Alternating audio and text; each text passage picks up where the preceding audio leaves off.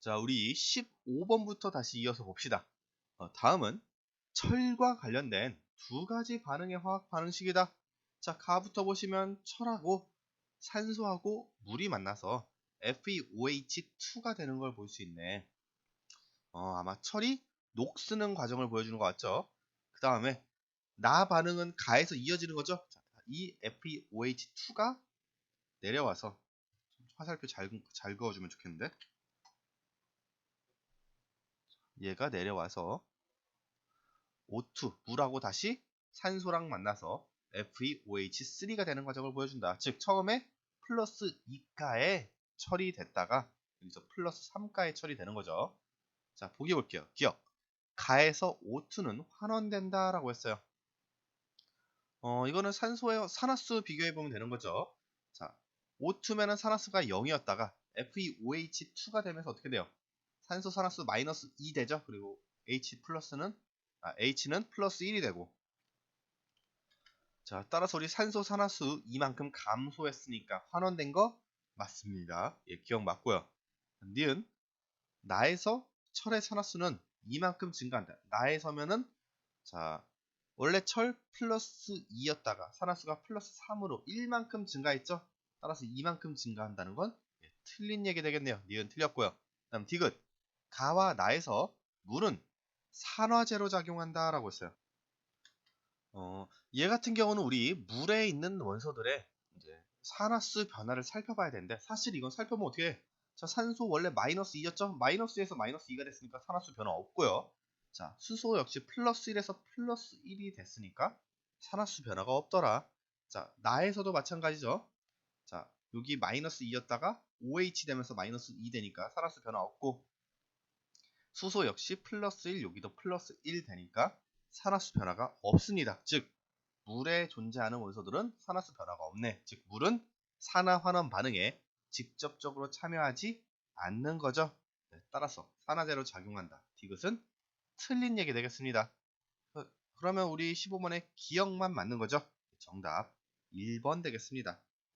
자, 다음 바로 넘어가서 16번 또 봅시다.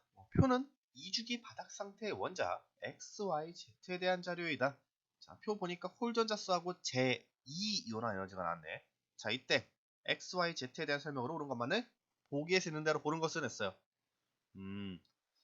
자, 일단 XYZ로 가능한 원소들이 어떤 것인지 찾아줘야겠죠. 자, 홀전자수를 보니까 XY는 2개고요. Z는 홀전자수가 3개래. 자, 홀전자수가 3개 되는 경우 뭐밖에 없다. 자, ES 오비탈 2개 가득 차고 전자, EP 오비탈의 전자가 하나 차는 경우만 홀전자수가 3개가 될 수 있다. 자, 따라서 Z는 무조건 뭐가 되는 거야? 2주기 15족 원소, 네, 질소가 되는 거 볼 수 있고요. X하고 Y는 뭐가 되겠다? 홀전자수가 2개라 그랬는데, 자, 마찬가지로 홀전자수 2개 되는 경우 어떻게 돼요?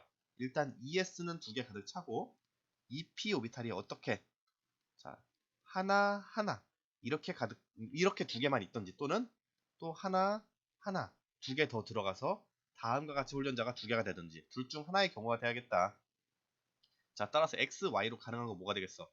아까 원자과 전자 4개 있을 때 14족 원소 탄소가 되거나, 또는 지금과 같이 원자과 전자 6개가 돼서 산소가 되거나, 둘 중 하나가 각각 X, Y가 되면 되겠습니다.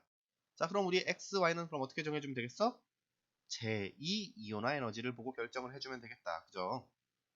자, 우리 제2이온화 에너지는 이미 전자를 하나 제거한 상태일 때,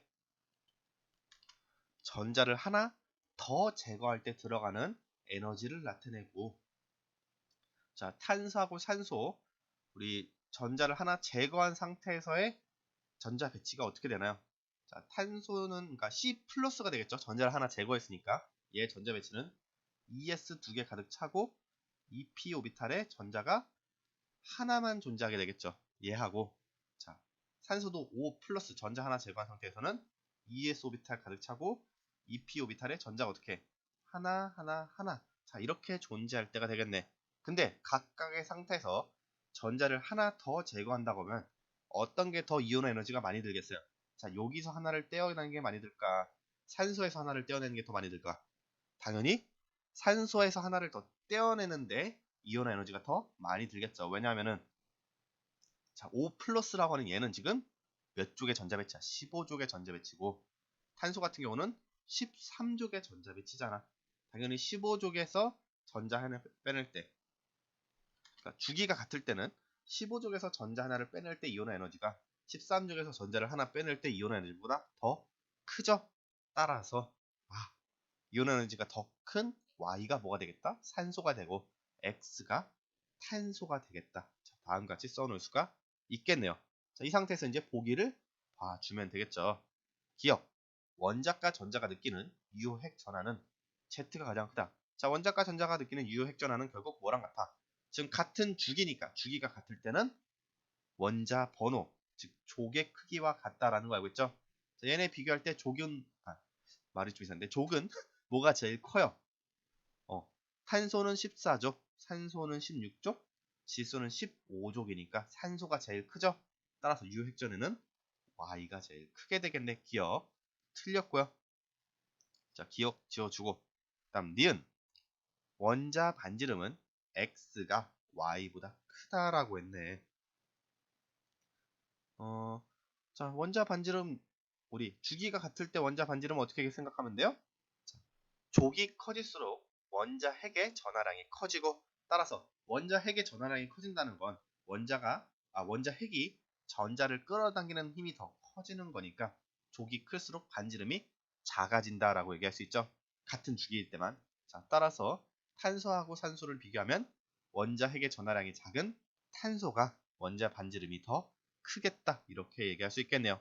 따라서 니은 맞는 얘기 되겠습니다. 다음 디귿, 제1이온화 에너지는 Z가 Y보다 크다라고 했는데, 얘는 우리 제1이온화 에너지의 특수한 경우죠. 자, 같은 주기일 때는 전체적으로 봤을 때는 족이 클수록 이온화 에너지가 점점 커지는 추세를 보이나, 중간에 언제 2족에서 13족 넘어갈 때하고 15족에서 16족 넘어갈 때의 차이를 비교해보면 뭐가 더 크더라? 2족의 이온화 에너지가 13족보다 크고 15족의 제1 이온화 에너지가 16족보다 크더라, 이렇게 얘기를 했었죠. 자, 따라서 여기서 비교하면은 15족인 질소가 16족인 산소보다 제1 이온화 에너지가 더 큽니다. 디귿 맞는 얘기 되네요. 16번에 니은 디귿 맞죠? 정답 4번 되겠습니다. 제1 이온화 에너지가 더 큰 이유는 뭐야? 자, 15족하고 16족 전자 배치를 보면은 자, 15족 같은 경우는 이제 지금 O 플러스하고 같은 전자 배치죠. 자, S 오비탈 가득 차고 P 오비탈이 하나씩만 차 있는 형태고, 16족 같은 경우는 S 오비탈 가득 차고, 자, P 오비탈 지금 4개가 차 있는 형태가 될 텐데, 여기서 전자를 하나 떼어낸다고 하면은 지금 P 오비탈에 하나 이렇게 약간 밸런스가 맞게 전체적으로 하나씩 들어있는 오비탈에서 전자를 하나 빼는 것보다 지금 여기서 16족 같은 경우는 전자가 2개 들어가 있는 오비탈에서 전자를 하나 더 빼는 게 더 쉬워 보이죠?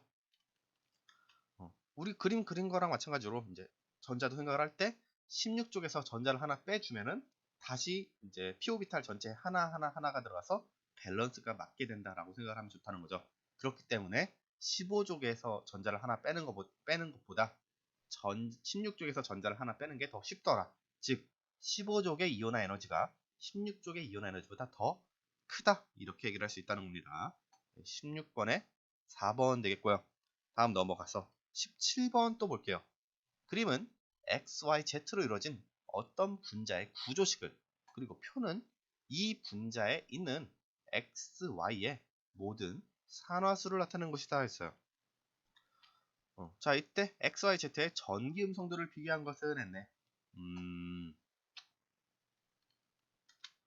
자, 일단 우리 X부터 보시면 산화수가 플러스 1이네. 자, 그럼 우리 이렇게 놓고 한번 얘기해볼까? X와 Z를 한번 비교해볼게요. 자, 여기 플러스 1이고요. Z 산화수는 그럼 뭐가 돼야겠어? 상대적으로 마이너스 1이 돼야겠죠. 이 얘기는 무엇이다? Z가 이 공유 전자쌍을 자기 쪽으로 좀 더 세게 끌어당겼기 때문에 산화수가 다음과 같이 차이가 나게 되는 것이다. 우리 이렇게 생각을 할 수가 있죠. 그렇기 때문에 Z가 전자를 잡아당긴 힘이 더 세다. 그렇기 때문에 전기 음성도 X와 Z를 비교하면은 Z가 X보다 전기음 성도가 더 크겠다. 이런 얘기를 할 수가 있겠네요. 그죠? 자, 그 다음에 같은 방법으로 이번엔 Z하고 Y를 비교하면 어떻게 돼? Z는 마이너스 2고, Z랜다. Y는 마이너스 2가 돼야겠고, 표에 의해서. Z는 상대적으로 그럼 플러스 2가 돼야겠죠? 이 얘기는 또 뭐가 되겠다? Y가 Z보다 전자쌍을 끌어당기는 능력이 더 크기 때문에 전자가 Y 쪽으로 이제 치우쳐서 산화수가 다음과 같이 나타나는 거고, 자, 전자를 끌어당기는 힘은 곧 전기 음성도를 나타내니까 Y가 Z보다 전기 음성도가 더 크다. 이렇게 얘기를 할 수가 있겠네요. 자, 따라서 우리 크기 비교해주면 Y가 제일 크고 그 다음에 Z, 그 다음에 X가 되겠죠. 17번에 3번 되겠습니다. 간단하죠. 다음 넘어가서 18번 볼게요. 문제 좀 크네. 자, 그림은 HCl 20ml에 NaOH 얘를 첨가할 때 첨가한 NaOH의 부피에 따른 혼합 용액의 부피당 A, B 이온의 수치를 나타낸 것이다. 자, 다 이에 대한 설명으로 옳은 것만을 보기에서 있는 대로 고른 것을 냈어요. 일단 A, B 이온을 우리가 찾아주는 게 좋겠죠. 그래서 우리 A 이온부터 얘기를 하자. 자, A 이온은 뭐가 되겠어? 자, NaOH를 하나도 안 넣었을 때는 없었어. 즉, 제로에서 시작한다는 건 무슨 얘기가 되겠어? A 이온은 NaOH에 들어있는 이온이 되겠다. 이렇게 얘기할 수 있죠. 자, 근데 점점 증가하는 형태를 봐서 얘는 뭐가 되겠다. 자, 우리 HCl하고 NaOH 섞어주면 당연히 중화 반응이잖아. 그렇죠? 산과 염기를 섞어주는 거니까 뭐가 돼요? 자, NaCl 발생하고 H2O가 발생을 하게 되는데, 자, 여기서 NaOH에 들어있는 이온인 Na 플러스와 OH 마이너스를 놓고 비교하자면 OH 마이너스는 전부 중화 반응에 사용이 되니까, 자, 넣어주는 대로 바로 말이 좀 이상하네. 넣어주는 대로 바로 OH 마이너스 이온이 증가할 수가 없겠죠. 처음에는 쭉 제로를 유지하다가 이렇게 증가를 해야 OH 마이너스가 될 텐데, 자, A 이온 같은 경우는 처음부터 꾸준히 증가하고 있으니까 A 이온은 뭐가 되겠다? Na 플러스가 되겠다. 우리 이렇게 얘기를 해줄 수 있겠네. 그죠? 자, 그 다음에 그럼 B 이온은 반대로 뭐가 되겠어? B 이온 같은 경우는 자, 점점 그 양이 감소하고 있는데 이 감소하는 속도가 굉장히 느리죠? 이 얘기는 뭐다? 자, 세로축을 보시면 단위 부피당 이온 수잖아. 자, 근데 자, 첨가한 NaOH가 하나도 안 넣었을 때 단위 부피당 이온수가 B 이온 같은 경우는 9N이었어. 자, 이 얘기는 뭐다?